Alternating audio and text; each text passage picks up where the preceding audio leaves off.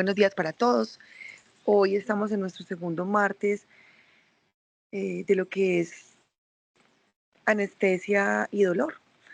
El doctor Federico López, que es residente de primer año, tenía propuesto este tema que es rompiendo paradigmas en el manejo del dolor, en el manejo analgésico y anestésico agudo. Y el doctor Carlos Restrepo, docente ampliamente conocido por todos, es su asesor el día de hoy. Al doctor Carlos le agradezco muchísimo la asesoría y todo el empeño que pusieron para este tema. Parece bien interesante y la mañana académica en la que nos va a acompañar hoy. Muchísimas gracias para ambos. Listo, profe, muchísimas gracias.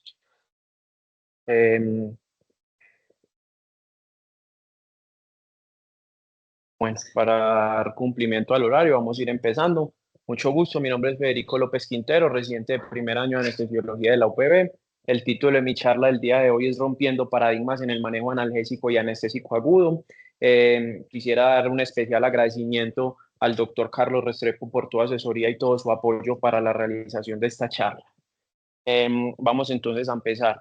El día de hoy les quiero traer este derrotero. Principalmente vamos a hablar de 4 temas, que son 4 temas grandes. Cada uno podría ser un solo tema de una charla grande, un solo seminario. Entonces lo que yo quiero es darles temas prácticos, darles puntos clave para el quehacer diario, para que tengamos en cuenta todo eso en el día a día. Son temas que considero que son bastante importantes. Vamos a hablar un poco de la anestesia regional en el paciente anticoagulado o con terapia antiagregante, infusiones de lidocaína y los bloqueos y cómo vamos a hacerlos de forma segura, el paciente dormido o despierto para la anestesia regional y qué podemos hacer para mitigar el riesgo y controlar las infecciones asociadas a la anestesia regional. Principalmente nos vamos a basar en esta guía, que es la guía ADRA del 2025, que salió en febrero, para todas las recomendaciones, y vamos a basarnos también en algunas recomendaciones de la guía europea de la anestesia regional. Entonces, los principios generales que yo les quiero dar a ustedes es que las guías ADRA de este año, como enfoque principal, y lo primero que quiero que nos llevemos es que esta guía va a priorizar la seguridad hemorrágica en todos los pacientes, incluyendo los bloqueos regionales y los neuroaxiales, que son en los que nos vamos a centrar principalmente hoy. Así, esta adopta una postura principalmente conservadora y antihemorrágica, haciendo los tiempos de interrupción de manera mucho más segura. Otra cosa y otra premisa de la que parte la guía es que siempre recomiendan un enfoque individualizado basado en varias cosas. 1, el tipo de procedimiento y el riesgo inédito o inédito de sangrado que tiene cada uno de estos. El tipo antitrombótico, la función renal, que vamos a ver que es fundamental en la gran mayoría de los medicamentos, por no decir en todos, el riesgo hemorrágico de cada procedimiento y la necesidad o no de catéteres. Aquí algo que quiero que tengamos en cuenta que es muy importante es que en la mayoría de los estudios se ha visto que el mayor riesgo de sangrado se puede llegar a ver en el retiro de los catéteres, entonces es algo en el que tenemos que tener mucha importancia. ¿Listo? Adicionalmente, ¿por qué vamos a hablar de este tema? Se sabe que no es un tema que pasa todos los días, no es lo más común, no es algo del día a día, estas complicaciones hemorrágicas, pero cuando estas suceden pueden ser catastróficas para mi paciente, generando una gran morbilidad y mortalidad. Más de 34 millones de estadounidenses tienen una terapia antiagregante por diferentes entidades, ya sea por enfermedad coronaria, por ACV, por enfermedad arterial periférica. Más de 6 millones de estadounidenses van a tener una terapia anticoagulante crónica por prevención primaria o secundaria por diferentes entidades. Pero el punto clave que quiero que nos llevemos es que aproximadamente el 20% de estos pacientes se va a someter a una intervención o a un procedimiento invasivo cada año. Entonces necesitamos ponernos de acuerdo con todo nuestro equipo para hacer esto de la manera más segura para nuestro paciente, disminuyendo así el riesgo de sangrado. Entonces, ¿cómo quiero que de manera grande vamos a llevar el orden de esto y cómo podemos enfocar bien a mis pacientes o el orden que deberíamos llevar según la guía? 1, tenemos que mirar cómo va a ser el riesgo del sangrado de mi paciente, que se va a depender del sitio anatómico, la profundidad del bloqueo y el perfil farmacológico de mi medicamento. Adicionalmente, sabemos que de entrada los bloqueos neuroaxiales y periféricos profundos se consideran de alto riesgo de sangrado, entonces esto va a ser fundamental para el resto de la charla y el resto de recomendaciones que les voy a dar. Son de alto riesgo de sangrado los dos, los neuroaxiales y los bloqueos periféricos profundos. La función renal y la edad de mis pacientes va a afectar de gran medida los tiempos de eliminación de los fármacos y los tiempos que yo voy a tener para eliminar estos fármacos o para suspender, y las decisiones deben ser individualizadas. Todos los pacientes van a tener tiempos distintos y debemos hacer las cosas basadas en las características del paciente y en estos puntos que les doy. Entonces, lo primero que vamos a hacer es vamos a evaluar el riesgo trombótico de mi paciente. Esta es una tabla que ya todos conocemos, ya todos sabemos cuál es. Sabemos que es un riesgo alto, si es un riesgo mayor al 10% de una trombosis arterial a un año, o mayor al 10% en los 30 días seguidos de tromboembolismo venoso, moderada del 4 al 10 y menor baja del 4%. Después de esto, y algo en lo que se enfoca principalmente la guía y que quiere que resolvemos, son los principios farmacocinéticos de todos estos medicamentos. Aquí en los recuadros rojos les traigo los 3 medicamentos que más comúnmente vamos a usar nosotros, que va a ser el apixaban, el rivaroxaban y el dabigatran. Principalmente nos vamos a enfocar en que el Tmax, ¿cuál es el Tmax o qué significa? Es el tiempo de inicio de anticoagulación, el tiempo máximo de inicio de anticoagulación, que va a ser transversal de 2 horas a todos estos medicamentos. Algo fundamental en la farmacocinética de todos estos medicamentos también va a ser el clearance renal, que vemos que en unos va a tener más medida o más afectación que en otros. En el apixaban va a ser del 27%, pero en el dabigatran va a ser del 80%. Entonces vemos que en estos pacientes con alteración en la función renal se va a ver mucho más alterado esta excreción, estos tiempos de vida media en el dabigatran. Aquí en la sección de más abajo vemos los tiempos de vida media de eliminación, que empiezan con un clearance de 80 y van disminuyendo y se van prolongando. En el apixaban no se prolongan tanto, pero en el dabigatran se ve que se prolongan de una manera marcada cuando el clearance está por debajo de 30. Esto es fundamental porque la guía enfoca esto en las dosis bajas, que ya vamos a ver que es 2 tiempos de vida media para la suspensión, y en las dosis altas 5 vidas medias para la suspensión, dependiendo de todas esas características. Siempre vamos a tener que hacer un enfoque del riesgo trombótico y el riesgo de sangrado de mis pacientes. Les traigo esta comparación de la guía porque estas son las guías CHEST de la Academia Americana de Cirujanos de Tórax, que ellos tienen un enfoque distinto al enfoque que tenemos nosotros como anestesiólogos. Ellos tienen un enfoque más antitrombótico, entonces van a ser mucho más liberales con los tiempos de suspensión de los medicamentos. Entonces explican que en varias de las recomendaciones van a discernir con las recomendaciones de las guías CHEST, que como les digo, son un enfoque más antitrombótico. Nosotros, como desde el principio les estoy diciendo, vamos a tener un enfoque mucho más antihemorrágico. Entonces siempre vamos a tener que estar en esta balanza constante con nuestros pacientes cuando debemos suspender para la anestesia regional. Les traigo esta tabla que es muy importante, que tenemos que tener en consideración, que esta es de la guía europea, que nos va a definir cuáles son los bloqueos superficiales y cuáles son los bloqueos profundos, porque esto es lo que nos va a definir qué requiere suspensión y qué no requiere suspensión. Aquí, ¿cómo van a definir un bloqueo profundo? Y es que las consecuencias del sangrado generado por el bloqueo profundo va a generar desenlaces clínicos significativos o catastróficos para mi paciente, que el manejo de esta complicación del sangrado va a requerir una medida invasiva o un manejo quirúrgico para el control o para parar el sangrado. En cambio, en los bloqueos superficiales no va a ser una consecuencia catastrófica para mi paciente, ni va a requerir medidas tan invasivas para parar estos procedimientos o para parar esta complicación. Entonces, vamos a hablar principalmente, lo que les voy a mostrar acá es que los bloqueos que más comúnmente hacemos nosotros son extremidad superior y extremidad inferior. Y como vemos aquí en la guía, el único bloqueo profundo que dice la guía es el bloqueo infraclavicular, que como vamos a ver después en unas estadísticas que les voy a dar, es uno de los bloqueos que más complicaciones puede tener. El resto de los bloqueos que tenemos en el miembro superior van a ser bloqueos superficiales. En el miembro inferior va a estar más balanceado y podemos tener múltiples bloqueos superficiales y múltiples profundos. Entonces, idealmente deberíamos tener a la mano estas tablas siempre que vamos a tomar estas decisiones en nuestros pacientes. Entonces, la guía, uno de los cambios que hizo en el 2025 era, antes nosotros hablábamos de tromboprofilaxis y anticoagulación, ya se hizo la transición a esto y ya no se habla de estos términos, ya se dice dosis altas y dosis bajas. ¿Por qué? Porque la guía dijo que una misma dosis podía ser anticoagulante para un paciente y tromboprofiláctica para otro. Entonces, dependiendo de esto es que vamos a enfocar a nuestros pacientes. Yo no voy a hablar extensamente de esto porque por horas de tiempo no lo puedo hacer, pero aquí dejo la tabla y les muestro cómo una dosis puede ser alta y una dosis puede ser baja para cada uno de los pacientes y dependiendo de las indicaciones. Entonces aquí les dejo la tablita para que la revisen detalladamente.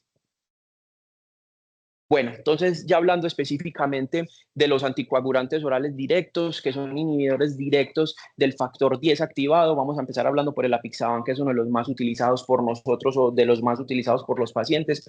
En estos pacientes, cuando se van a usar de dosis bajas en diferentes indicaciones, previo a suspenderlo un procedimiento, debemos suspenderlo al menos 36 horas. Como les mostré previamente en la farmacocinética de estos medicamentos, no están tan afectados por el clearance renal. Lo que dice la guía es que si no podemos esperar las 36 horas específicas para parar este medicamento, debemos pedir estos niveles plasmáticos del medicamento y que para yo tener claramente unos niveles ya de la hemostasia asegurados deben ser unos niveles plasmáticos por debajo de 30 nanogramos por mililitro, pero está claro que eso no lo tenemos y no está disponible. La misma guía habla que no está ni siquiera disponible en la mayoría de partes de Estados Unidos, Europa, entonces no vamos a utilizar esto, vamos a tener que estar más claros con los modelos farmacocinéticos y con estas características de mis medicamentos y tener un enfoque más antihemorrágico y menos liberal para suspender estos medicamentos. Algo que también es muy importante tener en cuenta es que después de la extracción de los catéteres en mis pacientes de los catéteres epidurales, si yo estoy usando alguno de estos medicamentos, específicamente la Pixaban,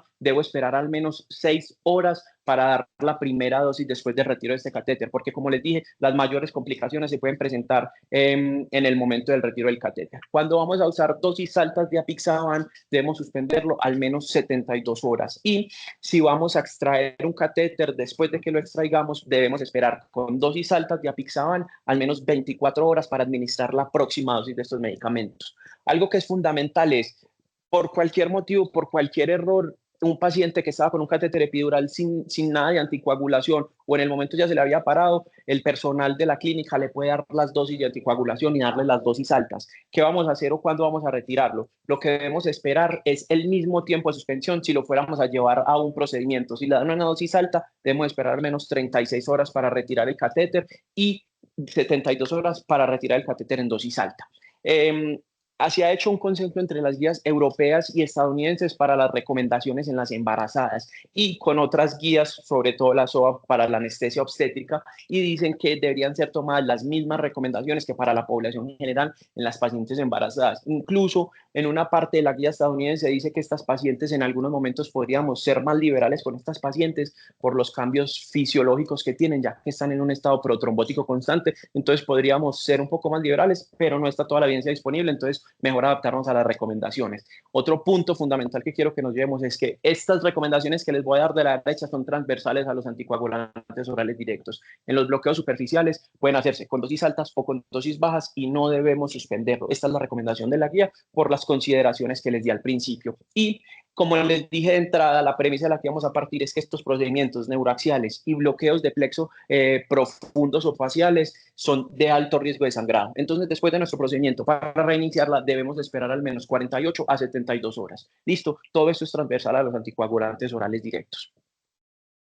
Seguimos con el rivaroxaban. Entonces, cuando vamos a dar dosis bajas del rivaroxaban, deberíamos esperar al menos 24 horas previas al procedimiento de suspensión. Y si mi paciente tiene un clearance de creatinina menor de 30 mililitros, deberíamos esperar al menos 30 horas. Al igual que con el apixaban, vamos a tener que después de la extracción del catéter, debemos esperar al menos 6 horas con dosis bajas para dar la próxima dosis postoperatoria. En las dosis altas debemos esperar al menos 72 horas y después de la extracción del catéter debo esperar al menos 24 horas para la próxima dosis. Como les expliqué previamente, todas las recomendaciones de la derecha son transversales a ellos. ¿Listo? Finalmente, en estos anticoagulantes directos orales vamos a tener el dabigatran, que el dabigatran, diferenciándose de los otros anticoagulantes directos, este es inhibidor directo del factor 2. Los otros son del factor 10 para que recordemos estas cosas importantes. Con dosis bajas debemos suspenderlo mínimo 48 horas previas. Y si mi paciente en este medicamento tiene un clearance de creatinina menor de 30 mililitros, no se recomienda realizar ningún procedimiento porque en estos momentos, en estos pacientes con estos clearance, recomiendan el uso o la medición de los niveles, que es algo que no tenemos disponible, entonces idealmente no lo debemos hacer en estos pacientes.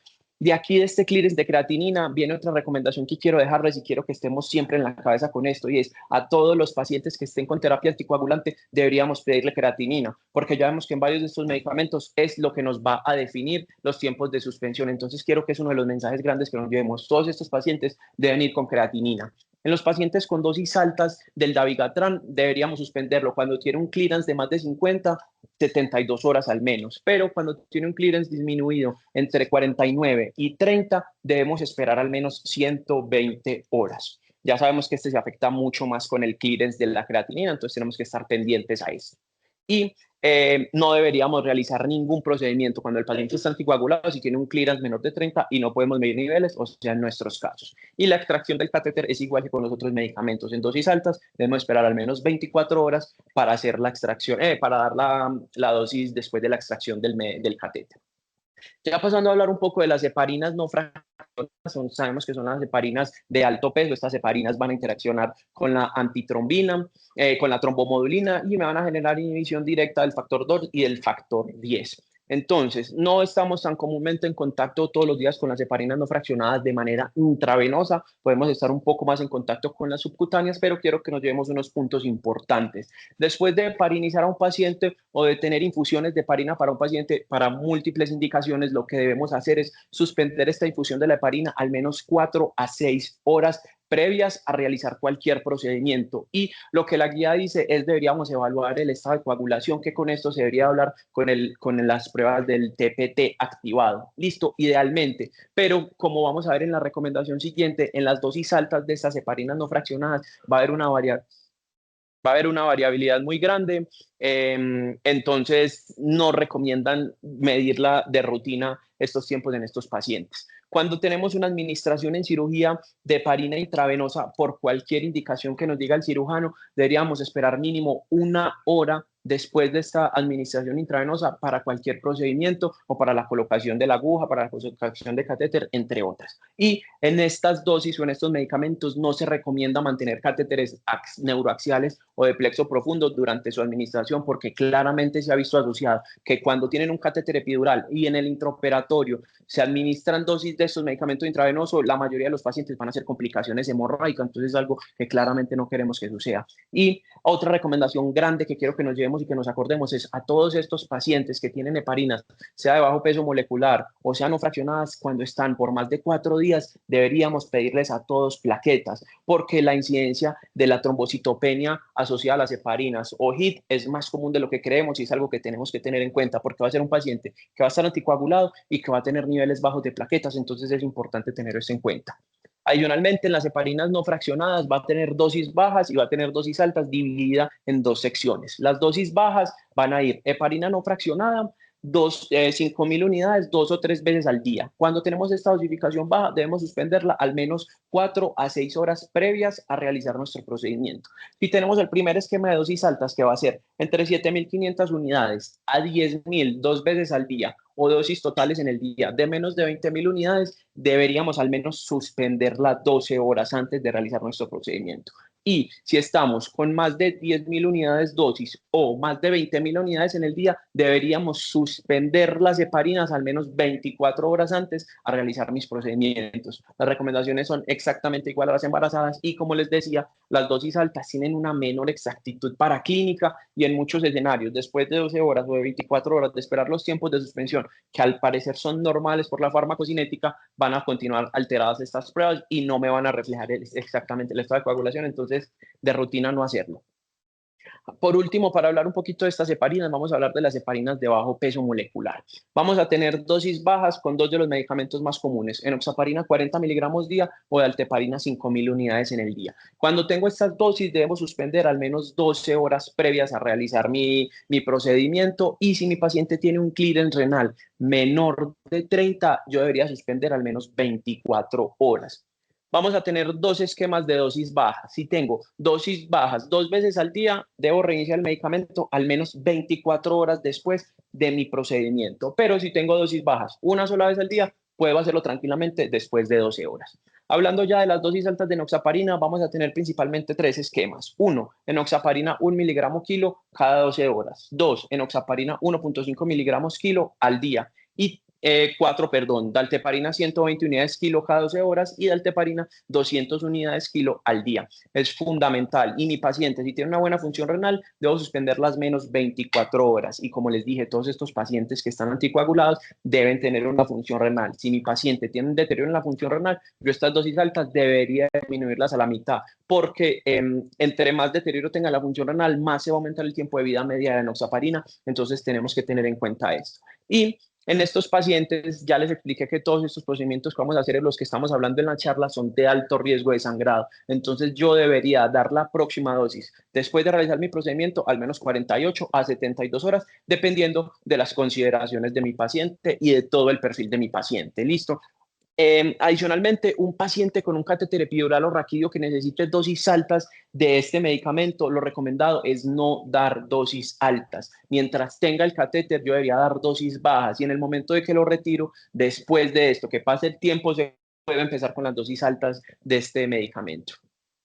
Hablando un poquito de los antiagregantes plaquetarios, ya sabemos que las dosis más comúnmente conocidas o más usadas por nosotros de ASA van desde 80 a 325 miligramos. Las dosis altas que dice la guía es de más de 1.5 gramos y son dosis que generalmente no vamos a usar o no estamos en contacto. Y esta no es una contraindicación para usar o para hacer bloqueos de plexo profundo ni bloqueos neuroaxiales. No debemos suspenderla, pero claramente sí tenemos que interrogar a mi paciente cuál es la indicación, por qué le está usando y si es pertinente que le está usando.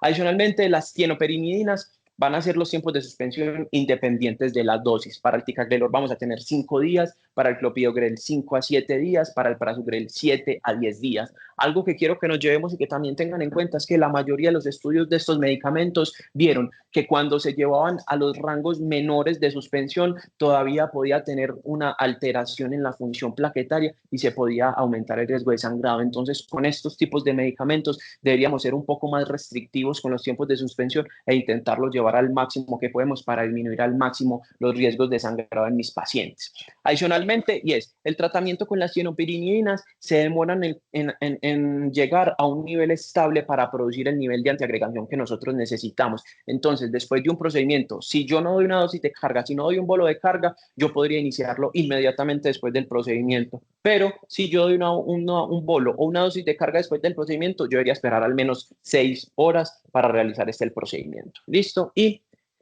muchas veces nos preguntan rotación y los AINES, ¿los tenemos que suspender? ¿No los tenemos que suspender? Y se ha visto que por sí solos los AINES no aumentan el riesgo de sangrado, que debemos tener consideraciones en pacientes que toman, que están en medicación con enoxaparina o con otros anticoagulantes, sí podría aumentar el riesgo, pero ellos solos, por ellos mismos, no aumentan el riesgo de sangrado y no hay que suspenderlo en los pacientes.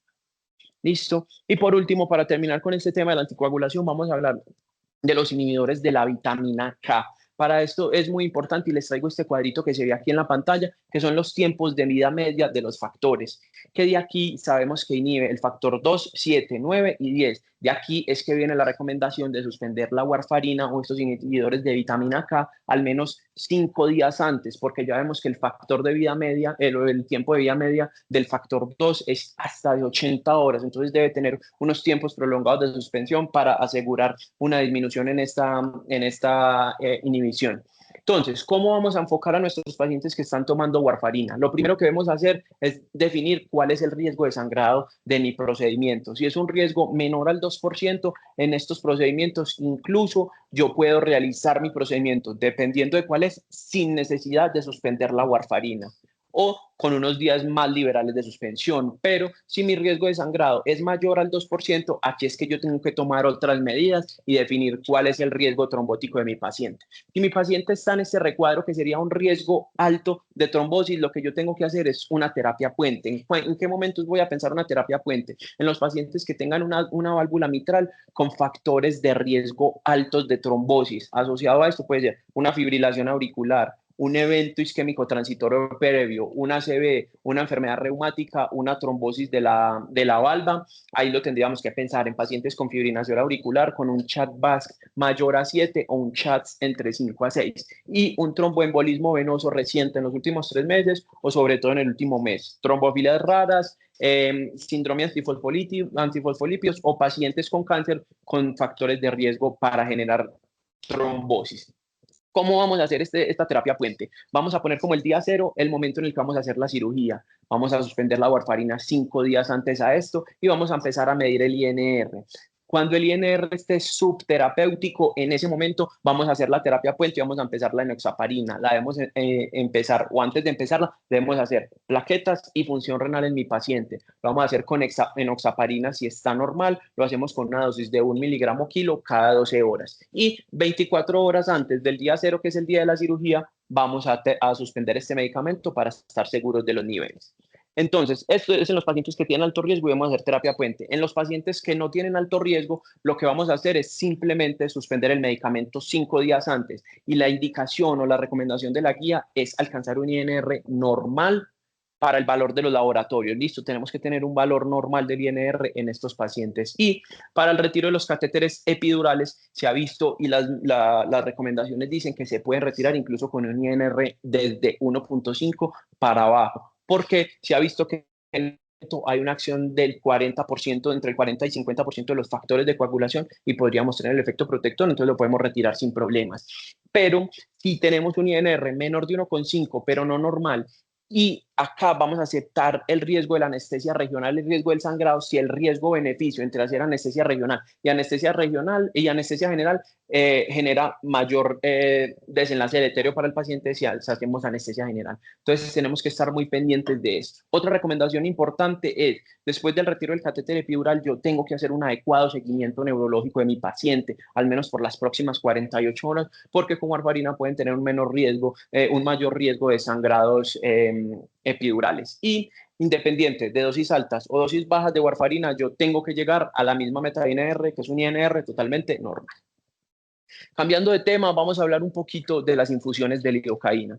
Entonces, esta es el consenso internacional para el uso seguro de la lidocaína. Es una de las máximas directrices para el uso de lidocaína que más evidencia ha mostrado y que ha visto que de manera más segura. Este es otro de los artículos que es muy bacano y es muy importante para el uso seguro de la lidocaína. Entonces, nos vamos a basar principalmente en estos. Entonces, todos conocemos el típico efecto de la lidocaína, el bloqueo de los canales de sodio, de la subunidad alfa cuando hacemos anestesia regional. Pero hay algo aparte de eso y hay más aparte de eso y ya está claramente estudiado que sí lo hay. Va a disminuir la neoproliferación de canales de sodio dependiente de voltaje nuevos, que me va a disminuir la transmisión del efecto nervioso. Tiene propiedades analgésicas, antiperalgésicas y antiinflamatorias. Va a reducir la sensibilización central por interacción con los canales o con los receptores NMDA. Va a hacer una disminución clínicamente relevante de marcadores inflamatorios, va a disminuir citoquinas y va a disminuir la quimiotaxis de los polimorfos nucleares neutrófilos. Entonces, todos conocemos y todos hemos visto que los protocolos ERAS de cirugía abdominal están orientados a la lidocaína y tienen evidencia de la lidocaína, pero aparte de esto hay muchos otros situaciones en las que va a tener evidencia la lidocaína, como en los traumas múltiples, en los pacientes con fracturas de costillas, de clavícula, de esternón, pacientes con dolor crónico y abuso de sustancias, pacientes dependientes a los opioides, pacientes con dolores crónicos neuropáticos, pacientes de dolores crónicos de difícil control. Pero hoy nos vamos a centrar en todo el manejo del dolor agudo asociado a este medicamento. Simplemente les quiero mostrar la evidencia y que sí se puede usar en muchos contextos. Entonces, los principales o los estudios más grandes que se realizaron fueron estos dos. Este es un metaanálisis de Cochrane y esta es otra revisión también que se realizó. Lo que quiero mostrarles acá es que en estos estudios se encontró que la lidocaína intravenosa reduce el dolor agudo postoperatorio entre la primera y las primeras 24 horas. Disminuye el consumo de opioide, mejora los desenlaces gastrointestinales y disminuye las náuseas y vómitos postoperatorios. Como vemos acá, la disminución del dolor, que ya sabemos que de la escala visual análoga del dolor no es tan clínicamente relevante, pero vamos a tener otras condiciones que sí lo van a hacer, que nos va a servir mucho en mis pacientes. Disminución de consumo de opioides. En los desenlaces gastrointestinales va a tener un peristaltismo más rápido que en los otros pacientes, va a tener disminución en las náuseas y vómitos postoperatorios, van a tener menor tiempo para el primer plato, menor tiempo para la primera deposición. Entonces ya vemos que son cosas que pueden ser muy importantes en este tipo de pacientes de este tipo de cirugía. Entonces, ahora que ya sabemos que sí sirve, ¿cómo podemos hacerlo de manera segura? Principalmente nos vamos a basar en la guía que les mostré previamente. La premisa de la que quiero que partamos y quiero que nos quede a todos clara es: la lidocaína intravenosa no debe utilizarse simultáneamente ni durante el periodo de acción de otros anestésicos locales. Si tenemos esto y si nos llevamos esto, nos vamos a llevar a un punto fundamental en esta charla. Pero entonces, ¿cómo vamos a hacerlo? ¿Qué otras recomendaciones hay? No debemos iniciar la lidocaína intravenosa dentro de las 4 horas posteriores a los bloqueos faciales, a la anestesia o al bloqueo neuroaxial o a la infiltración de los campos para la laparoscopia. Fundamental eso. También no vamos a realizar bloqueos de plano nervioso o faciales después de o hasta que pasen 4 horas desde que terminó la infusión de lidocaína. Con los catéteres epidurales, ¿qué es lo que vamos a hacer? No vamos a administrar bolos de anestésico local en esos catéteres perineurales ni epidurales hasta 4 horas después de completar las infusiones. Pero aquí viene otra recomendación que probablemente en muchas ocasiones se nos olvida y es las infusiones sin bolos. Simplemente prender la bomba de infusión la podemos empezar 30 minutos después de que se haya acabado la infusión. Pilas, simplemente las infusiones, no los bolos. De manera segura lo podemos hacer. Bueno, otra recomendación que nos trae esta guía es la dosis de carga que nosotros vamos a dar es de 1.5 miligramos kilo como bolo o como dosis de carga inicial y debemos darla en 10 minutos, no menos de este tiempo, porque se ha visto que los eventos adversos y las complicaciones es cuando estos bolos se dan de manera muy rápida, es que los pacientes no lo toleran o alcanzan concentraciones plasmáticas muy altas muy rápido y me genera esta toxicidad que no queremos. Adicionalmente, lo que nosotros queremos hacer y lo que se ve la evidencia y lo que recomienda la guía es que esta dosis la deberíamos dar durante la inducción y que tiene la mayor evidencia para disminuir el dolor postoperatorio si se realiza antes de que el cirujano haga la incisión quirúrgica. Listo, entonces deberíamos hacerla en este momento. Y aquí en esta tabla les traigo la cantidad de estudios que hay intentando homogeneizar o intentando descifrar claramente cuál es la dosis para la infusión de la lidocaína. Ya vemos que pueden ir desde dosis de 1.5 miligramos kilo hora hasta 3, pero vamos a ver en todas que tenemos concentraciones plasmáticas entre 1.9 y 2.6. La evidencia ha visto que para el manejo del dolor agudo postoperatorio necesitamos concentraciones plasmáticas entre 2 y 2.5 microgramos por mililitro. Entonces esto es muy importante. Acá les traigo a la derecha la típica gráfica que tenemos siempre que estudiamos la toxicidad por anestésicos locales y es a medida que concentraciones plasmáticas vamos a tener qué signos o qué síntomas. Listo, como ya les expliqué y les estoy mostrando en esta tabla, estas concentraciones que nosotros vamos a dar con las infusiones, si lo hacemos de manera segura, no van a llegar a dar estas concentraciones plasmáticas a las que vamos a alcanzar estos síntomas. Pero simplemente esto es un derrotero, no tiene una cosa, una relación lineal entre las concentraciones y los síntomas. Listo, simplemente es un derrotero que quiero que tengamos en cuenta. ¿Qué otras recomendaciones les voy a dar? Siempre debo calcular la dosis del peso ideal con mi paciente para no sobredosificar a mi paciente. Pilas, siempre dosis con peso ideal.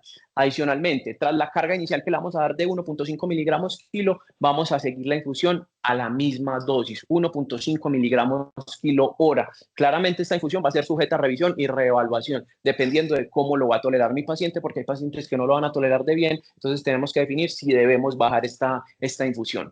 Acá hay otra cosa que se lleve fundamental que quiero que se lleven y que está en nuestras manos es que debemos utilizar un dispositivo de infusión adecuado. Las bombas deben ser específicas, deben estar etiquetadas, deben ser bloqueables y no manipulables por el paciente y se les debe poder ajustar un límite y una velocidad fija superior para no aumentar estas concentraciones de manera marcada ni que lo pueda hacer el paciente. ¿Listo? Otra cosa que quiero que nos llevemos fundamental es, recuerden que yo les estoy hablando de analgesia aguda postoperatoria. Entonces, la duración de esta infusión de lidocaína intravenosa no debe exceder las 24 horas. No existe evidencia científica que me sustente que esta infusión va a servir por más de 24 horas en dolor agudo. ¿Listo? Y otra cosa que quiero que nos llevemos y que es fundamental es que la mayoría de los eventos catastróficos generalmente se dan por errores de nosotros, por errores humanos, ya sea errores en la dosificación, en la programación o incluso en la infusión de los medicamentos, pues o en error del medicamento que estamos infundiendo. De hecho, esta guía se hizo y este consenso se hizo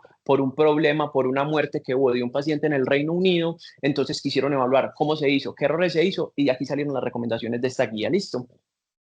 Entonces, ¿qué consideraciones especiales o qué pacientes vamos a tener que tener en la cabeza y que nos haga prender la alarma?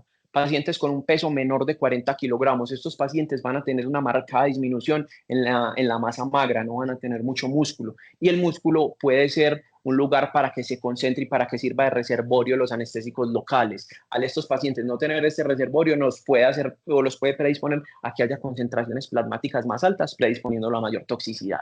Pacientes con insuficiencia cardíaca, estos pacientes van a tener un volumen de distribución mucho menor, lo que va a hacer que estos pacientes tengan un clearance menor de estos medicamentos. Y de aquí viene la otra recomendación: insuficiencia hepática o insuficiencia renal.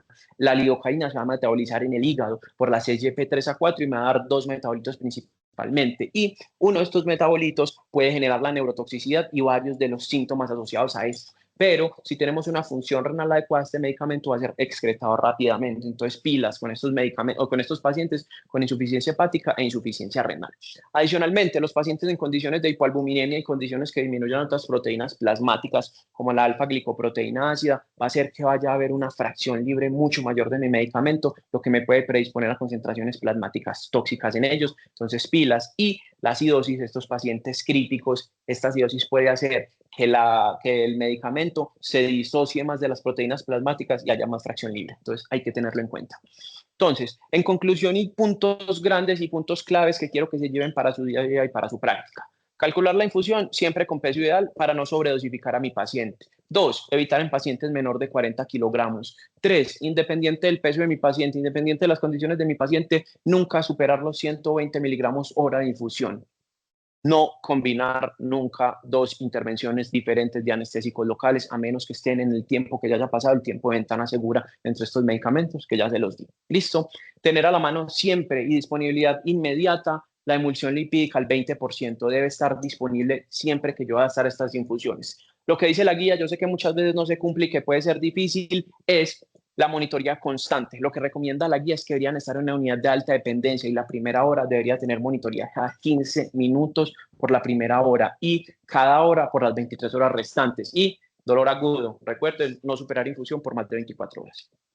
En el tercer tema que vamos a hablar es la evidencia que hay entre el paciente dormido versus el paciente despierto, que ha sido un tema de mucha controversia y un tema que se ha tratado durante mucho tiempo. Entonces yo les quiero dar unos puntos claves y quiero darles unas cosas con la evidencia que encontramos. ¿Listo?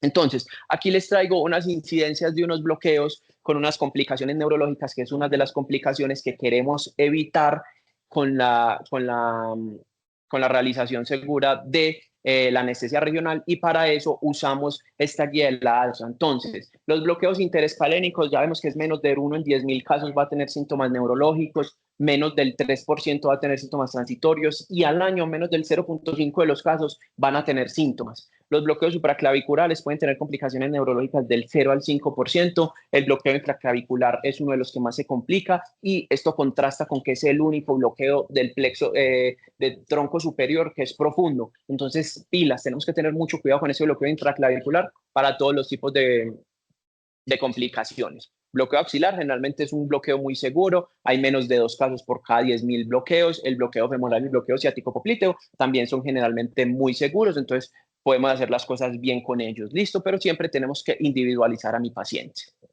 Entonces, lo que yo les quiero traer acá y en lo que nos vamos a basar es en el segundo consenso de la ARRA para la prevención de las complicaciones neurológicas, que principalmente, ¿qué quieren prevenir ellos? Y van a ser los síntomas neurológicos postoperatorios y la intoxicación sistémica por anestésicos locales. Les traigo textualmente la recomendación de la guía, que dice que los signos de alarma como la parestesia o el dolor a la inyección del anestésico local son inconsistentemente pues tienen una inconsistencia en avisar que está teniendo un contacto directo con la aguja. Y como vemos, va a tener una recomendación clase 3, que dice la guía, clase 3 es simplemente un consenso de expertos. Entonces, lo que quería la guía es que nosotros tuviéramos siempre un paciente como un monitor vivo, que nos estuviera avisando todo el tiempo qué está pasando, qué está sintiendo, para así tener la seguridad de que no estábamos teniendo contacto directo con los nervios o haciendo una inyección intraneural. Revisando la evidencia de la guía del 2008, que es la previa a esta, y el 2015, se basaron en un artículo publicado en el año 2000 del doctor Benumov, que fue 4 reportes de caso o un reporte de caso de 4 casos clínicos que se realizaron cirugías en el miembro superior en 4 mujeres y se realizaron 4 bloqueos interescalénicos. 3 de esos bloqueos fue guiado únicamente por estimulador de nervio periférico sin ultrasonografía y otro de esos bloqueos fue hecho simplemente por referencias anatómicas. De las cuatro pacientes tuvieron lesiones medulares y complicaciones catastróficas después de la cirugía. Entonces, este es una de los artículos en los que se basan para darnos estas recomendaciones de la guía 3, que como vemos no son las recomendaciones o no son las referencias más fuertes que hay. Entonces, lo que yo quiero es hacerlos ver de que no va a ser ya un no rotundo la realización de la anestesia regional con nuestros pacientes, que falta avanzar más, falta esclarecer más dudas, pero que podemos tener ventajas y podemos ir haciendo esta transición y ya no va a ser un no rotundo a la anestesia regional en el paciente dormido. Podemos tener múltiples ventajas como reducir la ansiedad de mi paciente, puede hacer que los pacientes acepten con mayor facilidad la técnica de anestesia regional, porque en muchos pacientes hemos tenido que nos dicen yo no me dejo chuzar despierto, me da miedo, yo no quiero, entonces esto puede ser una alternativa para ellos. Adicionalmente, los bloqueos bajo anestesia general también pueden tener beneficio para el personal en entrenamiento, disminuir la incomodidad para el paciente y disminuir estos movimientos del paciente que me puede llevar a lesiones vasculares y lesiones nerviosas. Entonces, aquí les traigo un artículo de la doctora Anaí Perlas, que sabemos que es una de las referencias más grandes mundiales en la anestesia regional y en toda la ecografía, que lo que ella quiso estudiar realizando un estudio prospectivo observacional fue la sensibilidad de dos métodos de localización nerviosa. Uno, las parestesias reportadas por el paciente y dos, la neuroestimulación eléctrica. Cogió un grupo de 103 pacientes entre ASA 1 y ASA 3, es un grupo pequeño, programados para de cirugía de mano bajo bloqueo axilar. Entonces, ¿cuáles fueron los resultados de esto? La sensibilidad para las parestesias fue del 38%, simplemente 39 de 102 pacientes reportaron que estaban sintiendo una parestesia o que estaban sintiendo un contacto de la aguja con el nervio. La descripción fue 87% hormigueo, 10% descarga eléctrica y el 3% reportó un dolor eléctrico. Un dolor molesto, perdón. Y la sensibilidad de la neuroestimulación con una corriente de menos de 0.5 miliamperios fue del 74%. El 26% restante requirió unas corrientes mucho más altas para tener una neuroestimulación. Adicionalmente, en varios de estos estudios que revisaron este tema, vieron en los pacientes que antes de hacer la inyección o en el momento que estaban haciendo la búsqueda del nervio, al tener contacto, retiraron la aguja y no hicieron la inyección ahí. Pero en estos pacientes que lo siguieron después ya realizaron complicaciones neurológicas. Entonces, que el paciente reporte el contacto o reporte el dolor no quiere decir que se va a prevenir la lesión neurológica. ¿Listo? Entonces es importante que tengamos en cuenta esto. Ya sabemos que desde hace muchos años la anestesia regional se está haciendo totalmente dormido bajo anestesia general en los niños. Entonces, aquí les traigo el estudio más grande de anestesia regional en los niños, que es el estudio PRAN. Fue un estudio que se realizó en más de 20 hospitales infantiles y tuvo una muestra de más de 53,000 pacientes. Tuvieron unos subgrupos bajo anestesia general con relajante neuromuscular, bajo anestesia general sin relajante neuromuscular, pacientes sedados y pacientes despiertos, y lo que querían buscar eran los dos desenlaces que la guía de la ARRA quiere evitar: síntomas neurológicos postoperatorios y toxicidad sistémica inducida por LAST. Los síntomas neurológicos hubo 0.93 por cada 1.000 bajo anestesia general y 6.82 por cada 1.000 en pacientes despiertos o con una sedación ligera. Solo un caso de déficit sensorial permanente y fue en un paciente sedado. Y los síntomas o los LAST fueron 0.08 por cada 1.000 casos bajo anestesia general y 0.34 por cada 1.000 casos en pacientes sedados o despiertos. Entonces, de aquí es que los quiero que piensen.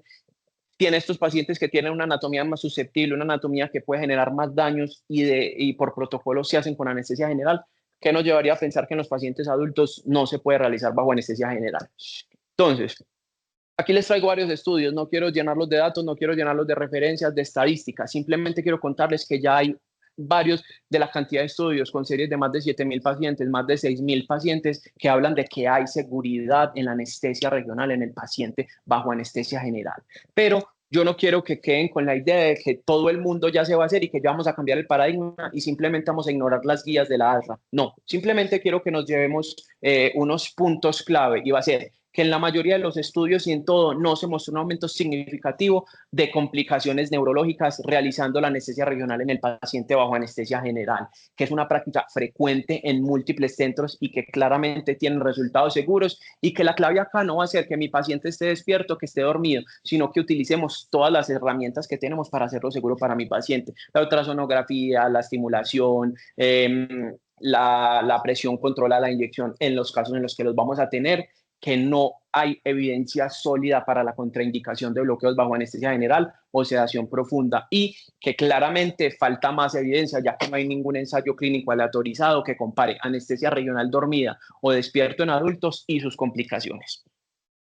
Lo último que quiero que hablemos y es que nos llevemos unas recomendaciones rápidas y unas recomendaciones prácticas de esta última guía de la ARRA para el control de las infecciones y nos vamos a basar en esta. La recomendación que yo les traigo acá es la tabla de la ARRA, que la divide en procedimientos tipo A, tipo B, tipo C y tipo D. Los procedimientos tipo A son los procedimientos bloqueo de nervio periférico con un single shot, que es lo que nosotros vamos a hacer comúnmente y podemos hacer todos los días. Acá les traigo un estudio de uno de los hospitales más conocidos de Canadá, que es el Toronto Western Hospital, que hicieron una población y hicieron un estudio retrospectivo observacional de cohorte con una población de 8.921 pacientes y analizaron a un término de 3 meses, 7.476 pacientes. Siguiendo las recomendaciones, una de las referencias bibliográficas de este estudio fue las recomendaciones de la ALRA, tuvieron una incidencia de infecciones atribuibles a los bloqueos de nervio periférico de 0 casos detectados. Entonces, claramente, si hacemos las cosas de manera adecuada, de manera segura para nuestros pacientes, vamos a tener estos buenos resultados.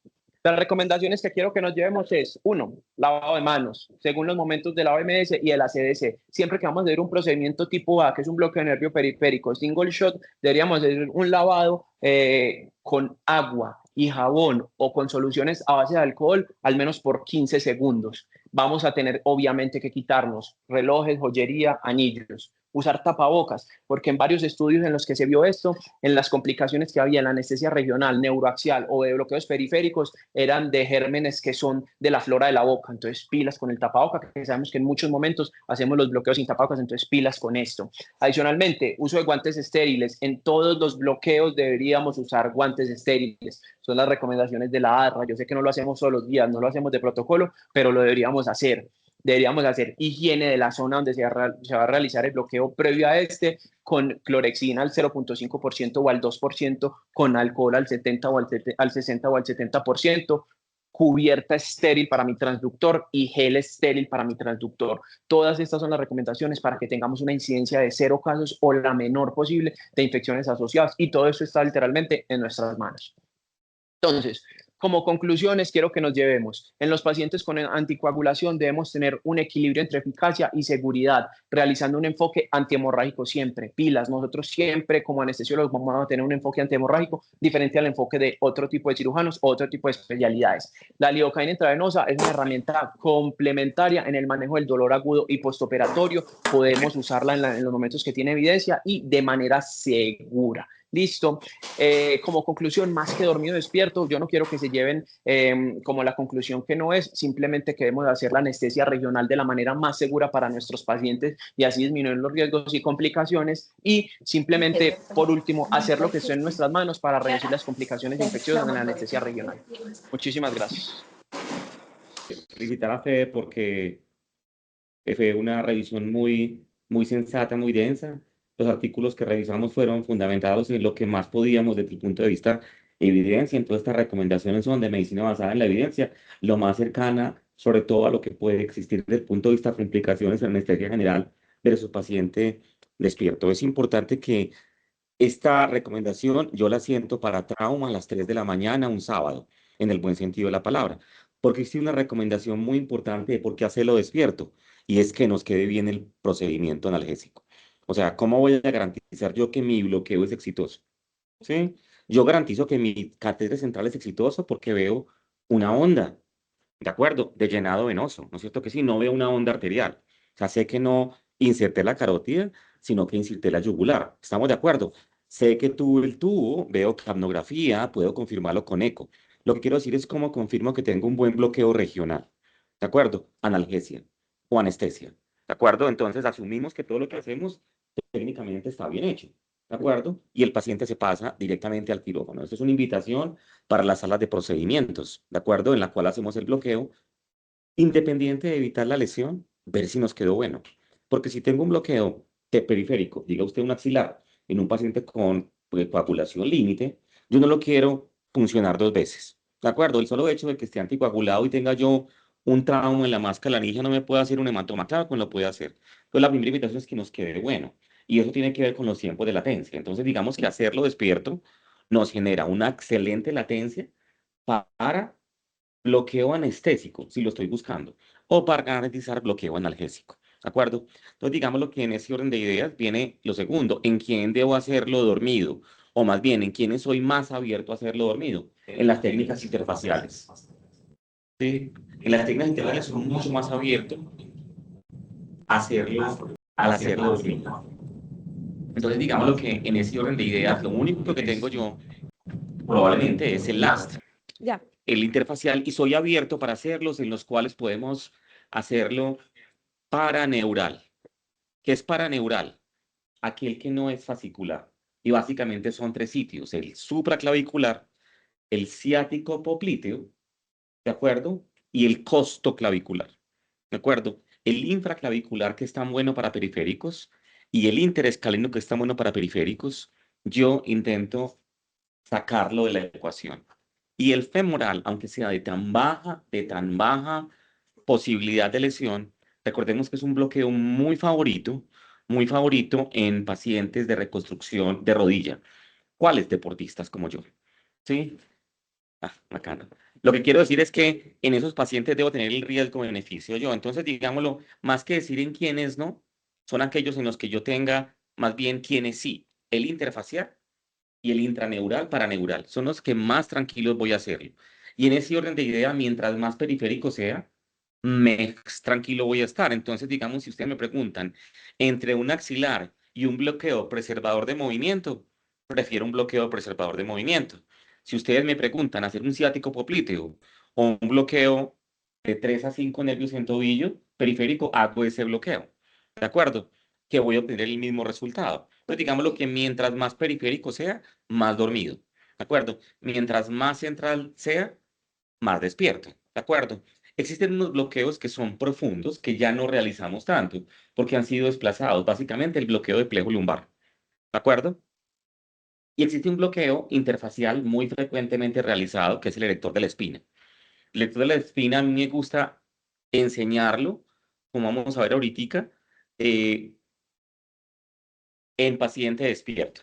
¿Pero por qué? Por ergonomía, para que usted tenga la mejor posibilidad de ver su aguja, ¿de acuerdo? Y ver su dispersión, ¿sí? O el mismo retrolaminar, porque entonces tenemos el paciente al final en cirugía de tórax de lado, ¿sí? ¿Y cómo me pongo yo para hacerlo cefalocaudal o caudocefálico? Y estoy con la mano no ergonómica para mover mi transductor. Entonces hágalo en eje corto. Busco la mejor manera de que sea de la mejor manera, ¿sí? Para que tenga el menor riesgo. Listo. Ahora, recuerden que hacerlo dormido y despierto nunca va a excluir el beneficio de la técnica regional como ahorradora de opioide venoso, o sea, alta dosis de remifentanil, ¿de acuerdo? Opioide venoso potente para despertar rápido, ¿sí? Y otras estrategias. Entonces, ¿de qué me sirve hacerlo dormido al final? Si usted lo va a hacer dormido, también es antes del trauma quirúrgico.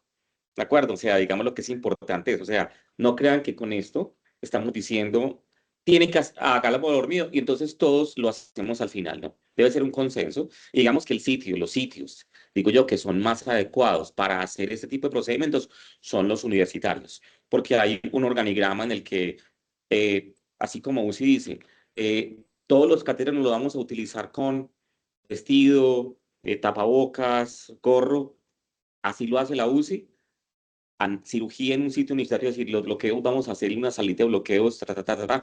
Sé que es difícil, pero nunca pierde en el momento de que se pueda realizar.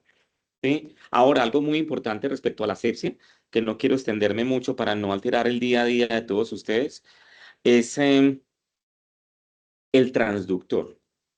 ¿Sí? El transductor. Existe una contaminación por tradición oral, y lo hemos visto muchos, que se pasa, es una bolsita chiquita. ¿Sí o no? Y el resto del traductor, ¿qué? Si ese paciente estuvo en un MRCA en la sala de enseguida, sobre todo cuando el eco es compartido. Si el eco es compartido con cirugía, y casi siempre lo compartimos, me limpiaron bien el MRCA del catéter del contaminado, que no, no sé yo. ¿Sí? Entonces, digamos que una cosa es que yo no tenga que vestirme completamente, ¿de acuerdo? Para hacer este procedimiento, y otra cosa es que sea indiferente al riesgo de infección, porque los han existido, ¿de acuerdo? Sobre todo que en ocasiones las multidosis de la lidocaína que viene en ampolla vidrio, esa multidosis está contaminada frecuentemente. ¿Sí? La monodosis de Ampulpac probablemente no tanto, pero la multidosis sí. Entonces, piensen en esto. Tanto es que la ASRA, y cada vez encontramos más reportes de FDA de contaminación de gel, Y el gel que empleamos acá en el transductor no es estéril. ¿Cierto que no? Entonces, si se rompe la bolsita, yo tampoco le voy a pasar a un paciente al espacio interescalénico un bicho. O sea, una cosa es que no tenga que hacer todo eso y otra cosa es que no piense que eso existe. Y finalmente, hay una recomendación muy práctica, no tengo ningún tipo de conflicto comercial y es la clorexidina que empleamos. La mayor parte de sitios frecuentemente emplean para la asepsia clorexidina al 4%, el jaboncito, ¿sí? Pero esa no es alcohólica, no. Tiene que ser la solución de clorexidina al 2% con alcohol al 70%. Entonces, es una recomendación. Probablemente usamos la clorexidina para hacer la transducción, pero digamos que el cambio debe ser a gel, porque esa clorexidina a veces está limpia, pero no está estéril. ¿De acuerdo? Y digamos que usted debe tener de manera clara cómo protegerlo más allá del condón, más allá del preservativo. Muchos de estos preservativos son limpios, pero no de esterilidad de grado médico, como los guantes, ¿sí? Esterilidad de grado médico. Entonces, sí hay condones especiales para, mm, para eco, pero si no, tiene que usar una bolsa prediseñada completamente estéril, recordando libre de látex por todo lo que tenemos. Eso es la otra cosa que quería decir. Y otro punto importante que Fede lo puso muy claro es lidocaína 24 horas o más. Encontramos en el medio que tenemos la tradición oral de que X, Y, Z lo ha usado mucho más tiempo. ¿Sí? Yo también he estado en Lollapalooza, consumido hongos y me he montado en moto. ¿Sí? Que sea bien hecho no es bien hecho. ¿Sí? Lo que quiero decir es que 24 horas, 24 horas, 24 horas. ¿De acuerdo? Y el único punto distinto para recordarlo es que la epidural sí puede comenzarse 2 horas después. ¿Sí? 2 horas después, básicamente por una razón. Es 0,1% lo que vamos a usar de equivalente bupivacaína. ¿Sí? Pero regional no. Por eso probablemente cuando se tenga un paciente que sí o sí tiene que poner el lidocaína, el bloqueo no va a ser su primera ayuda. Si usted piensa que tiene una cirugía abdominal y sí o sí tiene que ponerle un catéter, use ketamina. ¿Sí? ¿De acuerdo? No está en ESRA en abdomen, pero si usted cree y está convencido que tiene que aplicarle una técnica regional, use ketamina. ¿Sí? Al menos va a ser ahorradora de opioides. No está en ERAS específico, ¿sí? Pero sí no va a antagonizar su lidocaína. ¿Listo?